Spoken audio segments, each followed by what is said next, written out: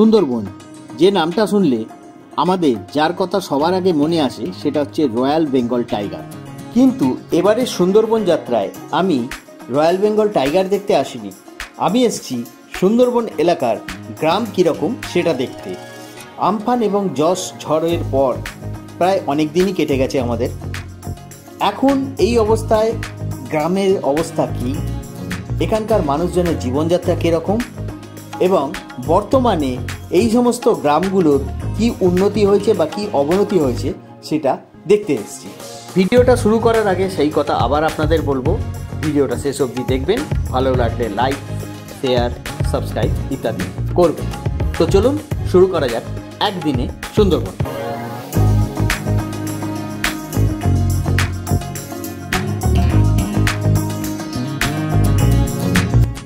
সকাল 5:54 ক্যানিং লোকাল ধরেছিলাম আমি বালিগঞ্জ স্টেশন থেকে, যেটা শিয়ালদা থেকে 5:45 ছেড়ে আসছিল। এই ট্রেনটা সকাল 6:57 আমাকে পৌঁছে দিয়েছিল ক্যানিংয়ে। আজকে 17 ডিসেম্বর রবিবার, আমি দাঁড়িয়ে আছি ক্যানিং স্টেশনের সামনে। ভোর 5:55 বালিগঞ্জ স্টেশন থেকে ক্যানিং লোকাল ধরেছি আর 7টার সময় আমাকে এনে পৌঁছে দিল ক্যানিংয়ে। এবার এখান থেকে আগে যাব, এই সামনেই আছে, গিয়ে অটো ধরে যাব গদখালি।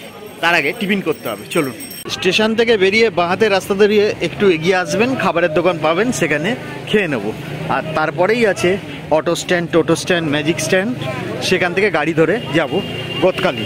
এই হচ্ছে ফাটাই পরোটা আর তরকারি, এই দিয়েই সারবো টিফিন। চলুন ঝটপট খেয়ে ফেলা যাবে। ম্যাজিক ভ্যান ধরেছি, 30 টাকা ভাড়া নিলে পৌঁছে যাবে সোনাখালি, সেখান থেকে যাবো গদখালি। ডাইরেক্ট গাড়ি গেলে হয়তো 50 টাকা হয়ে যাবে, অনেক টাইম লাগে। চলুন যা যাবে। ক্যানিং থেকে গদখালির দূরত্ব 30 কিলোমিটার। ডাইরেক্ট গাড়ি এখান থেকে আছে, বাসও যায়, ম্যাজিক ভ্যানও যায়, অটোও যায়। এখানে বাসের ভাড়া 40 টাকা, ম্যাজিক ভ্যানের ভাড়া 50 টাকা আর অটো 60 টাকা। আমি ডাইরেক্ট গদখালি যাওয়ার গাড়ি পাইনি, তাই ক্যানিং থেকে সোনাখালি যাওয়ার ম্যাজিক ভ্যানে আমি চড়ে বসেছিলাম। এখান থেকে সোনাখালি 18 কিলোমিটার দূরে। আমার থেকে এরা ভাড়া নেবে 30 টাকা।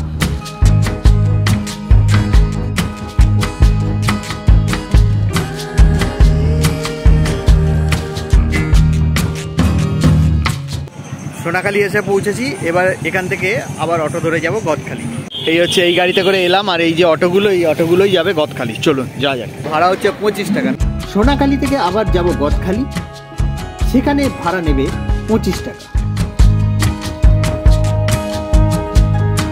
এই রাস্তা চলে গেছে ঝড়খালি, আর এটা গদখালি।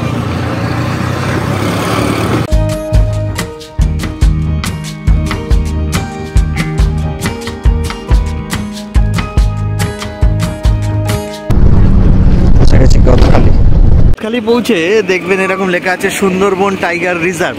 মানে এখান থেকে ওই লঞ্চগুলো ছাড়ে, যে ট্যুর কোম্পানির লঞ্চগুলো। আর গদখালি ফেরিঘাট যেটা, যেখান থেকে ফেরি পারাপার হয়, সেটা হচ্ছে এই দিকে ফেরিঘাট। এখান থেকে লঞ্চে যাব, ডাইরেক্ট গেলে 5 টাকা আর চণ্ডীপুর ঘুরে গেলে 2 টাকা।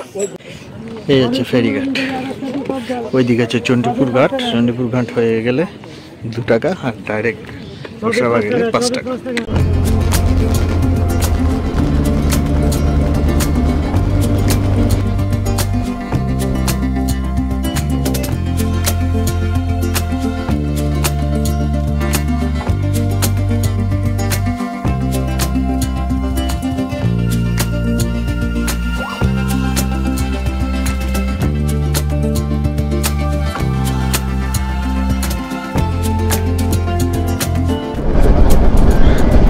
10 মিনিটের মধ্যে পৌঁছে গেলাম গোসাবা। এই আমাদের গোসাবার ফেরিঘাটে আমাদের ভেসেলটা যাচ্ছে। পৌঁছে গেছি গোসাবা। এবারে প্রথমে যাব হ্যামিল্টনের বাংলো দিয়ে, বাঁ হাতের রাস্তা ধরে একটুখানি গেলেই হ্যামিল্টনের বাংলো। এসে গেছি হ্যামিল্টন বাংলোতে।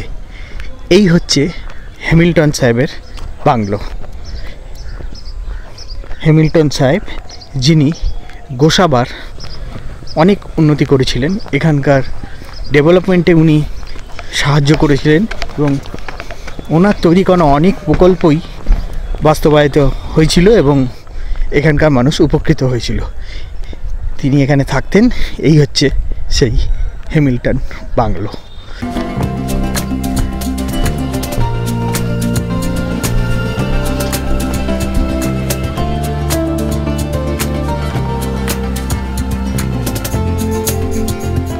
তো হয়ে গেল হ্যামিল্টন বাংলো। এবার যাব বেকন বাংলো, যার সঙ্গে রবীন্দ্রনাথ ঠাকুরের অনেক যোগ রয়েছে। রবীন্দ্রনাথ ঠাকুর এখানে এসেছিলেন। তো সামনেই আছে, ফেরিঘাট থেকে বাঁ দিক দিয়ে বাজারের মধ্যে দিয়ে হ্যামিল্টন বাংলো, আর আবার বাজারটা ক্রস করে ফেরিঘাটকে পাশে রেখে এগিয়ে গেলেই বেকন বাংলো। চলুন যাওয়া যাক বেকন বাংলো। এসে গেছি বেকন বাংলো। এখন এখানে প্রবেশ মূল্য করা হয়েছে, প্রবেশ মূল্য 5 টাকা। চলুন, এই হচ্ছে বেকন বাংলো। এই হচ্ছে বেকন বাংলো। ওপরে আই বাটনে দেখুন লিঙ্ক দেওয়া আছে। গতবার যখন বেকন বাংলোতে এসেছিলাম খুব বৃষ্টি পড়ছিল, ভালো করে ভিডিওটা করতে পারিনি। সুন্দরবনের এই এলাকায় হ্যামিল্টন সাহেবের হাত ধরে উন্নতির কাজ শুরু হয়েছিল। 1903 থেকে 7 সালের মধ্যে এই এলাকার ঝোপ জঙ্গল সাফ করে জনবসতি গড়ে উঠতে শুরু করে। সাহেবের কর্মকাণ্ড নিজের চোখে দেখতে ছুটে এসেছিলেন স্বয়ং রবীন্দ্রনাথ ঠাকুর। এই বেকন বাংলোতে 30-এর দশকে পা পড়েছিল তার। 1932 সালের 29শে ডিসেম্বর, কেউ কেউ সেটাকে 30শে ডিসেম্বরও বলে মনে করে, সাহেবের আতিথেয়তায় বিদ্যাধরী নদীর পাড়ে এই বাংলোতে দুরাত কাটিয়েছিলেন কবিগুরু রবীন্দ্রনাথ ঠাকুর।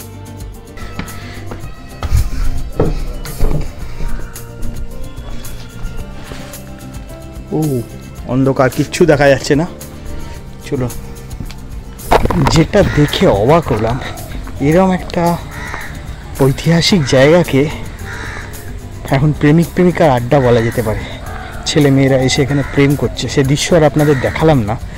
প্রশাসনকে এই নিয়ে আমার মনে হয় একটু ভাবতে হবে। আমরা বাঙালিরা নিজেরাই নিজেদের ইতিহাসকে ধ্বংস করছি, কিন্তু জায়গাটা খুব ভালো, খুব সুন্দর মেনটেন করা। গোসাবা এলে অবশ্যই এই জায়গাটা আসবেন।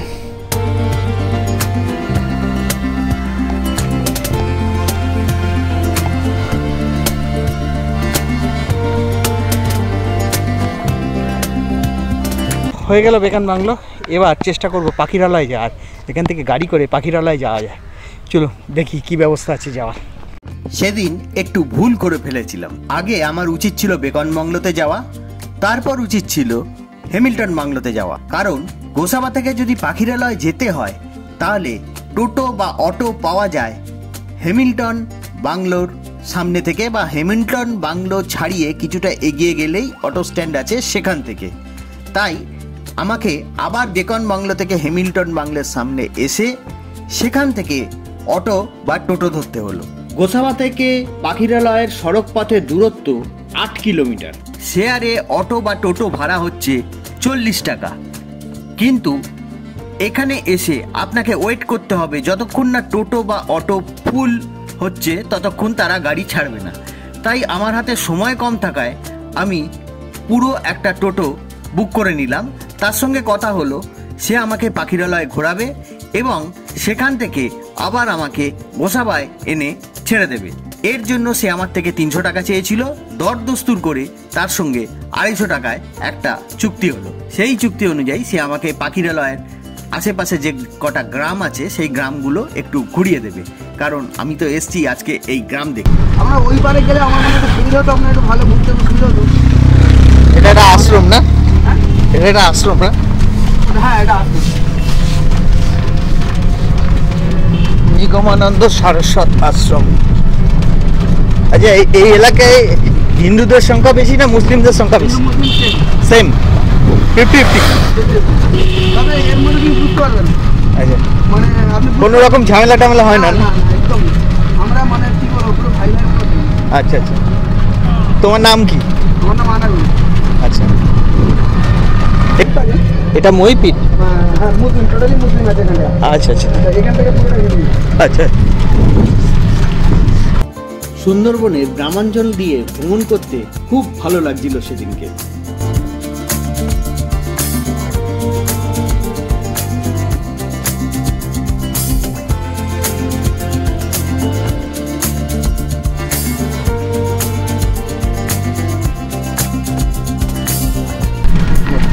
চাষবাস এখানে কিরকম হয়? চাষবাস ভালো মোটামুটি। কি কি হয় এখানে?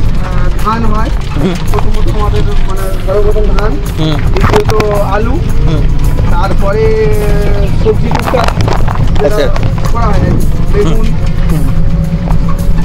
ফুলকপি, আলু, এগুলো সবজিও হয়। তারপর তোমার কিছু কিছু জিনিস আমাদের এখানে হয় না। এই যে বাঘ ফাঘ এখানে এসেছিল কোনোদিন?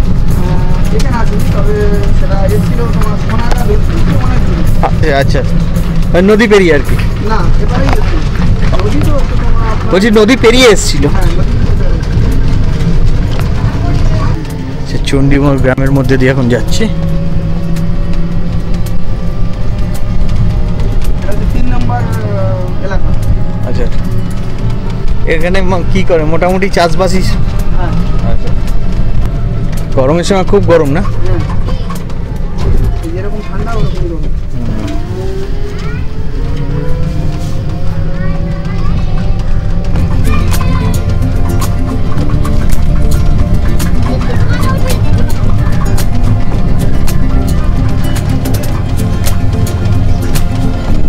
একদম প্রাকৃতিক গ্রাম্য পরিবেশ।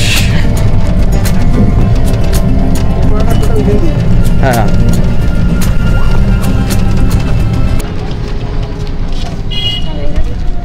এই রাস্তা কোথায় গেছে? এটা হচ্ছে ওই রাঙাবেলিয়া, মানে তোমার নই ধার। ও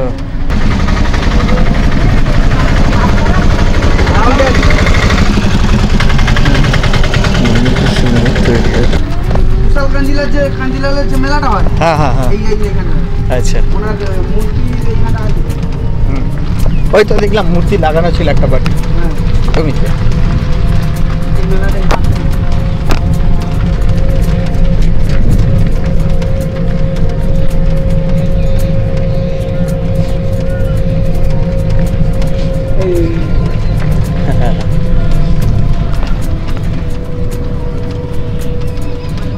অনেক গাছপালা ছিল, নষ্ট হয়ে গেছে, নোনা জল ঢুকেছিল তো, হ্যাঁ হ্যাঁ এই জন্য মানুষের প্রচুর ক্ষয়ক্ষতি হয়েছে। মানে ওই ইয়ের সময় ঝড়ের সময় হ্যাঁ, ইয়াস হয়েছিল, আমফান হয়ে গেল না, আমপানের সময় খুব প্রচুর ক্ষতি হয়েছে। কিন্তু মাঠে মাঠে সব জল, নোনা মাটি দেখেছিস? পুরো সব। এত দূর জল চলে এসেছিল? হ্যাঁ, এসব রাস্তা ডুবে গেছিল। বাবা। এই রাস্তাটা তো রিসেন্টলি বছর দেড়েক দুয়েকে রাস্তা খারাপ হয়ে গেছে। আচ্ছা। এই রাস্তাটা নতুন করেছি, আচ্ছা খারাপ হয়ে গেছে। 2020 সালে আমফানে এই এলাকায় প্রচুর ক্ষতি হয়েছিল। সেই ধাক্কা কাটিয়ে উঠতে না উঠতেই 2021 সালে জস ঘূর্ণিঝড়ে এই এলাকা আবার ক্ষতিগ্রস্ত হয়। সমস্ত জমিতে নোনা জল ঢুকে গেছিল। তার ফলে বছর দুয়েক চাষাবাস পুরো বন্ধ ছিল। গত বছর এই জমিতে আবার বৃষ্টির জল ঢোকায়, অর্থাৎ মিষ্টি জল ঢোকায়, জমি কিছুটা চাষের যোগ্য হয় এবং এবছরে তার প্রমাণ পাওয়া যায় যে ফসল মোটামুটি হয়েছে। ধান যদিও কাটা হয়ে গেছে, কিন্তু ধানের কাটা হয়ে যাওয়া অংশ দেখে বোঝা যাচ্ছে ফলন মোটামুটি ভালো হয়েছে। কিন্তু আমফান এবং জস ঘূর্ণিঝড়ের এফেক্ট এখনও আছে। একটা বিশাল সংখ্যক মানুষ এখনও দরিদ্র সীমার নিচে বাস করছে। তাদের যা কিছু সম্বল ছিল সেই দুই ঝড়ে অনেকটাই শেষ হয়ে গেছে। এখন তাদের ভরসা হচ্ছে সরকারের ত্রাণ এবং সরকারের সুযোগ সুবিধা। মানুষ যদিও মাথা উঁচু করে ঘুরে দাঁড়ানোর চেষ্টা করছে, কিন্তু সেটা সময় সাপেক্ষ। এখানে কিন্তু আপনারা আমার কথার ভুল মানে করবেন না। এখানকার মানুষ শুধু সরকারি ত্রাণ বা সরকারি সাহায্যের ওপর বেছে নেই, তারা অত্যন্ত কষ্ট সহিষ্ণু এবং অত্যন্ত কর্মঠ। দুবেলা দুমুঠো ভাতের জন্য তারা দিন রাত এক করে কষ্ট সহ্য করছে এবং কাজ করে চলেছে এবং মাথা উঁচু করে দাঁড়ানোর চেষ্টা করছে। গাড়ির আগে বসা ভদ্রলোক যখন জানতে পারলেন যে আমি এখানে ভিডিও করতে এসেছি, তিনি কি বললেন একটু শুনুন। আমাদের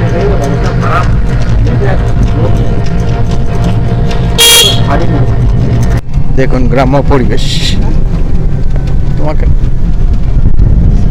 সুন্দর এরকম নোংরা রাস্তায় দেখতে পাবে না, কোনো প্লাস্টিক নেই, কিছু নেই, কত সুন্দর পরিবেশ, একটা ফ্রেশনেস আছে এখানকার হাওয়ার মধ্যে না, একটা ফ্রেশনেস আছে। আমাদের ওখানে ধুলো, এখানে সেরকম ধুলো অত নেই, অক্সিজেন লেভেলটা অনেক বেশি গাছপালার জন্য। এবারে শুনুন, 1 বিঘা জমিতে ধান চাষ করলে ক পয়সা লাভ করে চাষি। 1 বিঘা জমি চাষ করলে মোটামুটি কতটা ধান হয়? আপনি ওইখানে পাবেন অনেক জায়গা হিসেবে ধান হয় কিন্তু। আচ্ছা, জায়গার উপরে হ্যাঁ, যেমন আমাদের একটা জায়গার উপরে ধান আছে 6 বিঘা 6 বস্তা 7 বস্তা। সেই 6 বস্তা 7 বস্তা থেকে কত টাকা রোজগার হয়? তোমার 1050 টাকা করে বস্তা ধরুন। তার মানে ওই 8000ই ধরলাম আমি, 7 বস্তার দাম। বাবা, 1 বিঘে চাষ করে 8000 টাকা মাত্র লাভ। হ্যাঁ, লাভ বলা ভুল, মানে লাভ নেই এর মধ্যে, এটা করার জন্য ধানের সত্যি কথা বলতে লাভ নেই না। এবার এটা এই যে কাটা খরচ, হ্যাঁ, আচ্ছা ঝালা খরচ, হ্যাঁ, সার খরচ, হ্যাঁ, বীজ খরচ, হ্যাঁ, চোষা খরচ দিয়ে কিছুই থাকে না, দিয়ে লাভের পরিমাণ খুবই কম হয়, মানে লাভ বলতে তো দাঁড়ায় না। শুনলেন এদের ইনকামের কথা?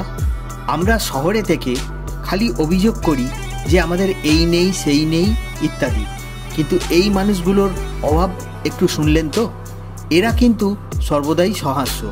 শহর থেকে কোনো লোক গেলে তাদেরকে যে অভিযোগ করতে হবে তা কিন্তু নয়। আমি জিজ্ঞেস করেছি তাই আমাকে বলল।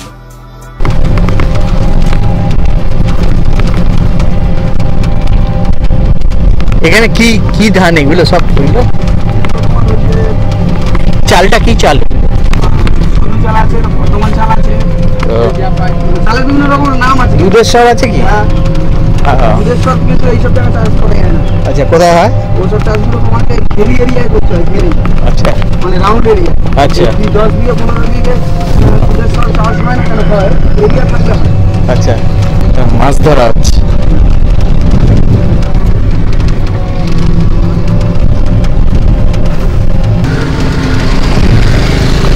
মেন রোডে চলে এলো, তাই তো? এটা হচ্ছে উত্তরবঙ্গ।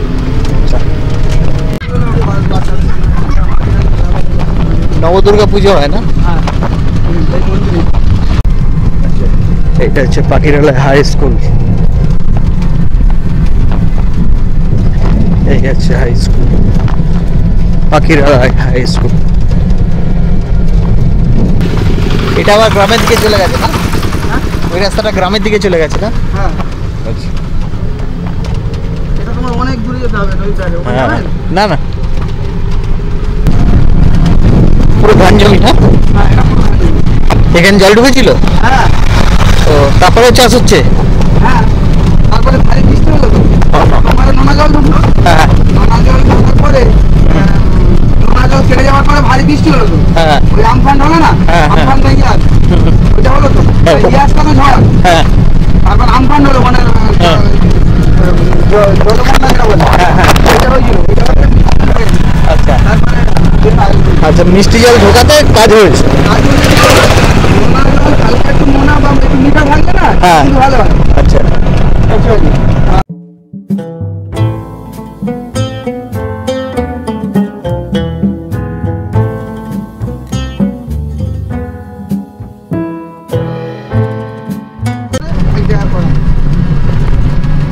এগুলো হোটেলে গেছে। আচ্ছা, এটা সব হোটেল না? হ্যাঁ, এগুলো তো হোটেল। আচ্ছা, আমি পাঁচবেলা অলরেডি ঢুকে গেছি কিন্তু। হ্যাঁ, হ্যাঁ, এগুলো সব হোটেল, এখানে থাকা যায়, এখান থেকে সুন্দরবনের ট্যুর প্যাকেজ পাওয়া। এই হচ্ছে পাখিরালয়ের সমস্ত hotel. Hotel red peacock,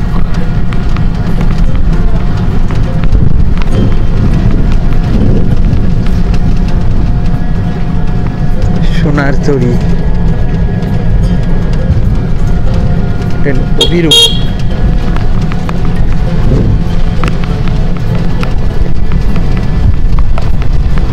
মাউরু villa, মাতারু villa, hotel hotel Hamlet resort. এখানে সুন্দরবনে এখানে থেকে বুঝতে জায়গায় সুন্দরবনের ট্যুর হয় এখান থেকে, যেমন একটা ফার্মগুলো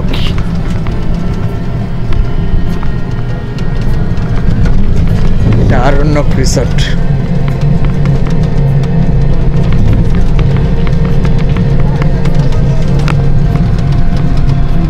এই হচ্ছে পাখিরালয়ের মেন মার্কেট।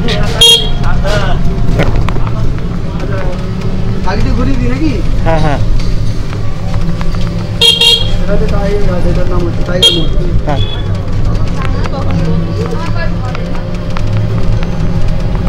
আপনজন হোটেলটা কত? আপনজন হোটেল এই রিসোর্ট একটা আছে আর একটা সামনে আছে।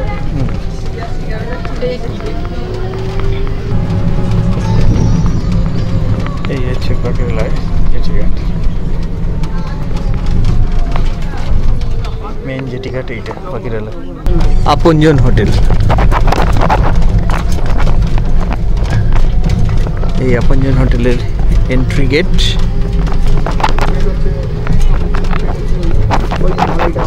হ্যাঁ, এই হচ্ছে পাখিরালয়ের ঘাট। আচ্ছা, ওই দিকটা কি ওই যে বাড়িঘর দেখা যাচ্ছে? দয়াপুর। দয়াপুর না? ওখানেও থাকে? হ্যাঁ, ওগুলো স্কুল লজ আছে। আচ্ছা, ওখানে তো বাঘের জঙ্গল ওটায় না?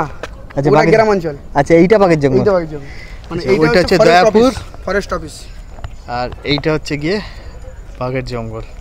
দেখুন পাখিরালয় যখন আপনারা ট্যুর করে বোটে করে আসেন তখন এই ঘাটেই নামেন। এখান থেকে এই সামনে আপনজন হোটেল আর বিভিন্ন হোটেল ফোটেলগুলো আছে, আর এই হচ্ছে গিয়ে পাখিরালয়। এখান থেকেও আপনি এসে ট্যুর কোম্পানিদের সঙ্গে কথা বলে, হোটেলওয়ালার সঙ্গে কথা বলে ট্যুর করতে পারবেন।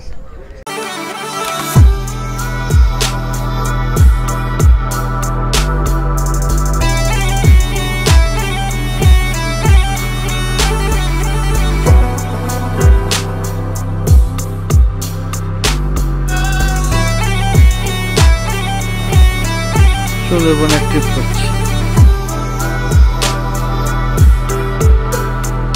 এই হচ্ছে পাখিরালয়ের ঘাট, আর এই ঘাট থেকে উঠে এসে এই হচ্ছে আপনজন হোটেল। দেখুন, খেয়াল করুন, এই সেই আপনজন হোটেল। এখান দিয়েও আপনি সুন্দরবনে ট্যুর করতে পারেন, এরাই ট্যুর করিয়ে দেয়।